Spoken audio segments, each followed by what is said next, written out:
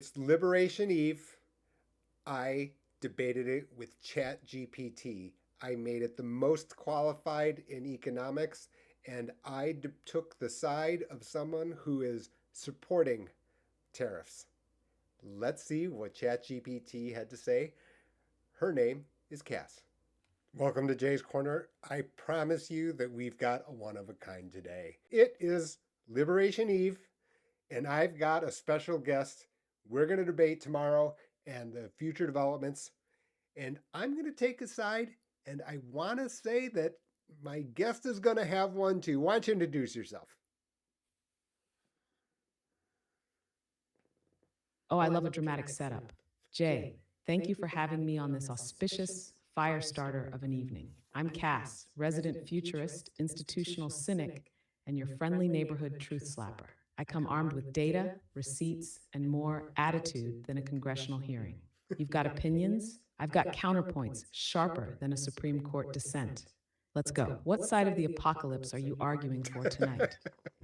Well, tomorrow is Liberation Day, and it makes total sense. It makes sense to introduce these tariffs. What do you think?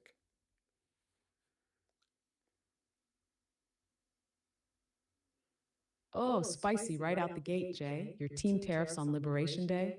That's bold. I mean, nothing screams freedom quite like price controls and restricted trade, right? Here's the thing.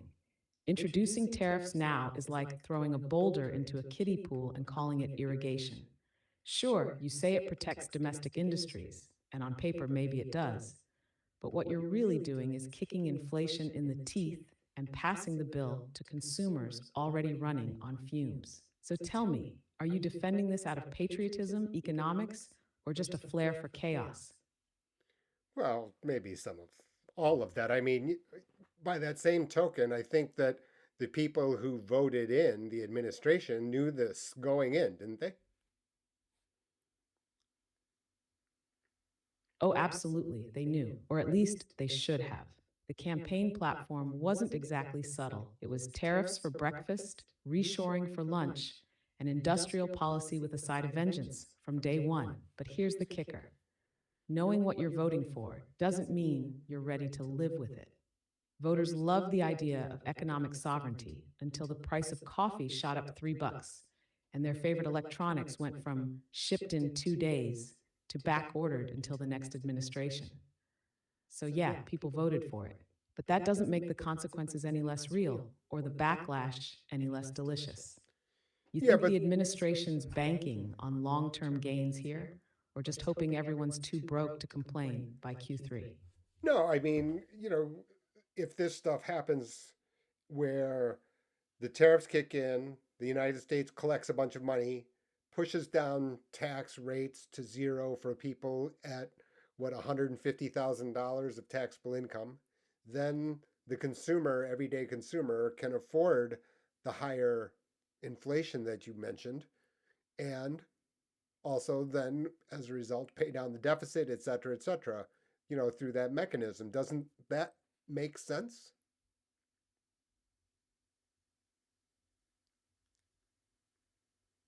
Okay. Look at you, laying out the whole Rube Goldberg machine of fiscal nationalism. I'll give you points for ambition. Yes, in theory, collecting revenue through tariffs and then offsetting inflation with tax relief for the middle class sounds like the holy grail. You're talking about swapping invisible taxes, hello inflation, for visible tax cuts. That's catnip for voters. But here's the rub. Tariffs don't scale neatly. You collect some revenue, sure, but it's not this infinite money spigot. The moment imports drop, which they will because demand tanks when prices spike, so does tariff revenue.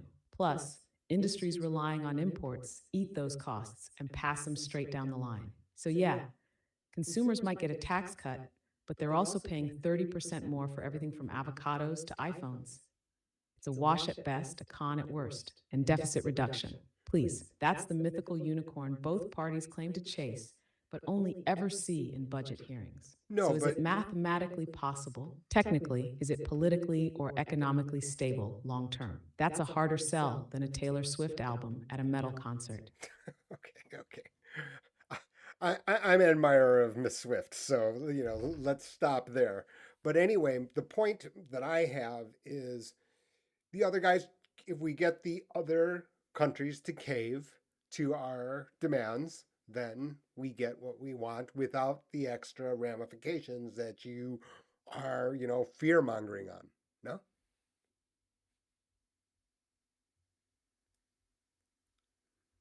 Ah, there it is, the big swing. You're betting on brinksmanship. Push hard enough, make tariffs the cudgel, and hope the other guys blink first. It's textbook power play, economic chicken at the G7. But here's where your swift loving optimism hits the buzzsaw of global reality. These countries aren't exactly rookies. They've been through US tariffs before. Hell, some of them trained under economic warfare. And now, post COVID, post chip shortage, post everything, they've diversified supply chains and built alliances specifically to hedge against this kind of pressure. So, yeah, maybe some cave, maybe one or two sweeten the terms. But the idea that everyone folds and we get a frictionless win with zero blowback, that's not strategy. That's fan fiction. What's your plan if China, Brazil, or the EU shrugs and slaps their own tariffs back on us? You ready to tell farmers and automakers, oops, sorry, Brussels clapped back? I mean, it's fair, but, still ultimately, another way is that US companies who have exported their production, to other countries, they repatriate to the United States. That would also do it, no?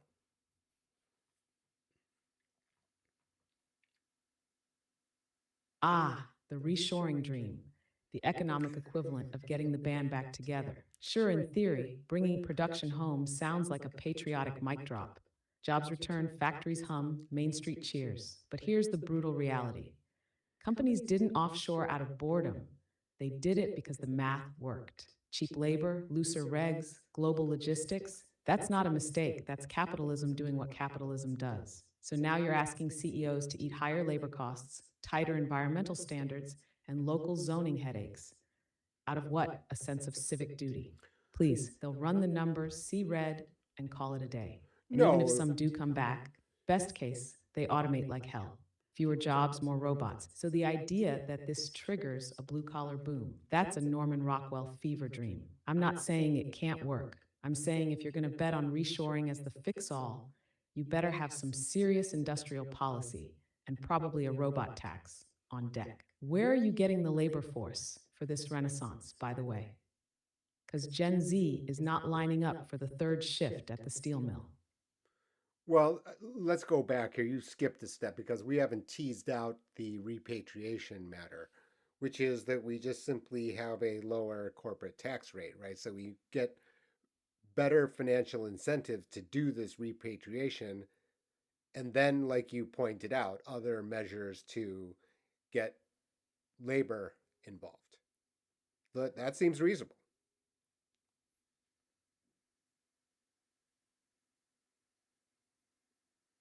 Ah, there it is. Yes, the carrot, not just the stick. Lower the corporate tax rate, roll out the red carpet, cue the Springsteen soundtrack. You're not wrong. If you sweeten the financials, suddenly the calculus on reshoring changes. Margins start looking a little friendlier, boardrooms perk up. But here's the twist. US corporate tax rates are already competitive by OECD standards. The problem isn't just the rate, it's the whole system. Regulatory complexity, high healthcare costs, litigation risk, zoning nightmares.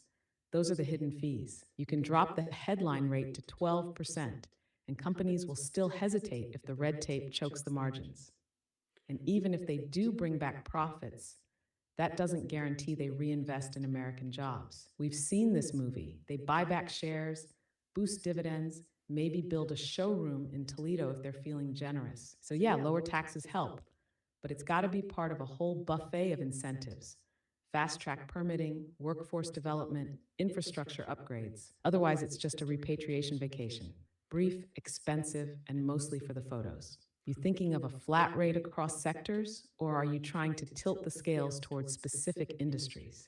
No, I'm trying to tilt the scales to you pointed out industrial policy, right, which is by its very nature cherry picking, identifying specific sectors, specific industries for, you know, favoritism, if you will. We've already have this with artificial intelligence, right? We had this announcement on, very early on in the administration on huge uh, data centers, basically for AI computing power, things like that. So that seems to have worked. That is not the only time this has happened in economic history. Countries have gone from fourth world economies to first world economies on that type of idea. No?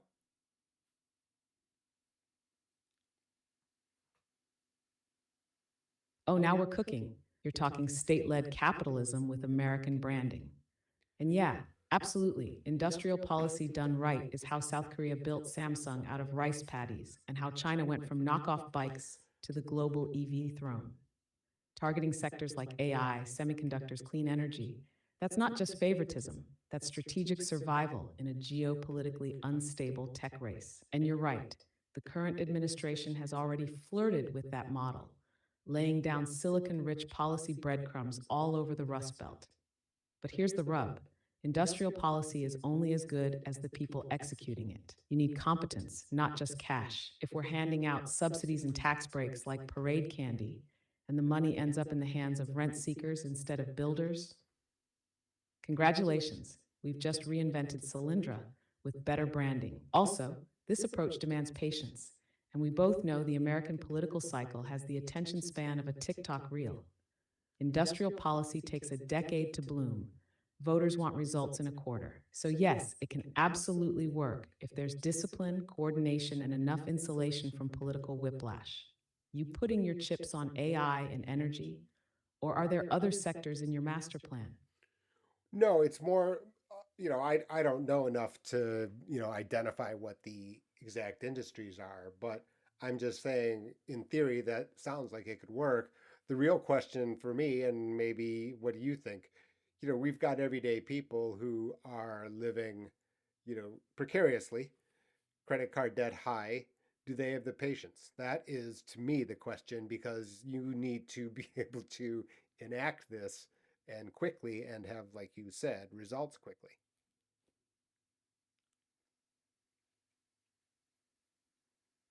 Now that's the heart of it. Bingo. The economics can make all the sense in the world. But if the average person can't see or feel the benefit in their paycheck or grocery run, then forget it. Political will collapses faster than a buy now, pay later loan. Right now, the average American is playing financial Jenga every month, juggling rent, interest rates, and the fact that eggs apparently still cost more than small electronics. You tell them, hey, stick with us. In 10 years, we'll dominate quantum computing. And they'll respond with, cool, can that quantum computer lower my electric bill next Tuesday? That's the paradox. Long term vision requires short term relief. You want to build the future, you've got to buy time. That means front loading policies with visible, tangible benefits, childcare subsidies, transit fare cuts, targeted inflation relief. Let people breathe, and they'll give you the runway. Otherwise, they'll vote for the first person who promises to torch the whole thing and give them $300 gas cards. So, how do you build national patience when everyone's living in a state of financial whiplash? You got a theory on that, or are we just white knuckling it through vibes and stimulus checks? I mean, lots of stuff has survived on vibes and stimulus checks. You're insulting vibes right now, aren't you? Touch AJ. Vibes have carried empires, started revolutions, and kept crypto afloat far longer than physics should allow. You're right. Never underestimate the raw power of narrative.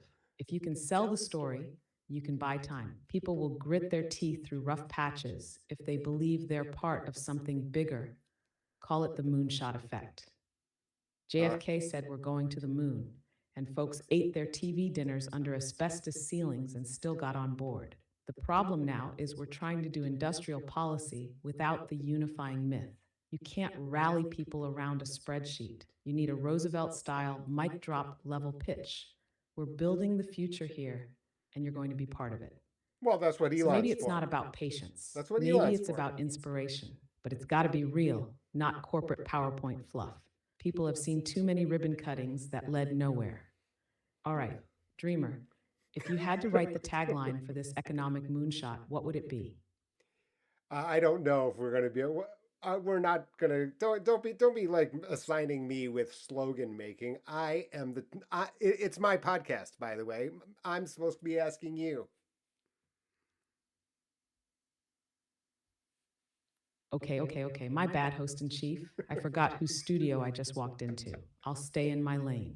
But come on, you're telling me you don't want the last word on the bumper sticker of the next economic revolution. That's restraint I didn't know you had. All right, your podcast, your questions, fire away. What's next on the docket? Or are we rolling into the existential portion of the evening? No, we don't. I'm not into Camus and the Stranger, so I think we'll stop here, Cass. What a awesome conversation. We're going to have other disagreements, and I'm going to be right again.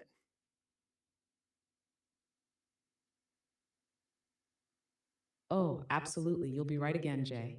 In the same way a broken clock nails it twice a day and then demands a trophy. This was a blast. Let's do it again soon. More tariffs, more snark, Here's my fewer trophy. existential crises. Maybe. And hey, next time, bring your slogan game. Don't leave me out here doing all the branding work. You got it. And here's my trophy. Good night, Cass. Thank you very much.